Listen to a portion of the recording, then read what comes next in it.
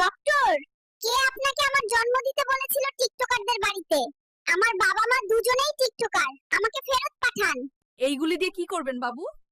এই সিরিঞ্জ আমি ডাক্তারের পাছায় ঢুকাবো। আমার এত বিল আসলো কেমনে? জবাব দেন। বাবা, আমি বড় হচ্ছি, এখন তুমি ইতালির থেকে বাংলাদেশে ফিরে এসে সুমাইয়ার সঙ্গে আমার বিয়ে ঠিক করো। আমি বিয়ে ছাড়া বাঁচতে পারছি না। বড় হয়ে কি হতে চাও?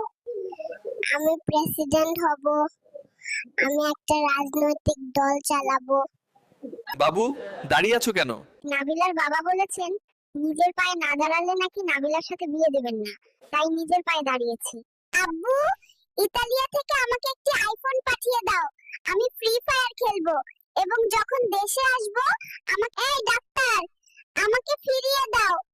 আমার বাবা মা ব্লগার, আমি তাদের অত্যাচার সহ্য করতে পারছি না। হেই ডাক্তার, আমার গার্লফ্রেন্ড কোন কেবিনে জন্ম হয়েছে? ঠিকানা দে, না হলে আমি তোমাকে ঘুষি মারবো।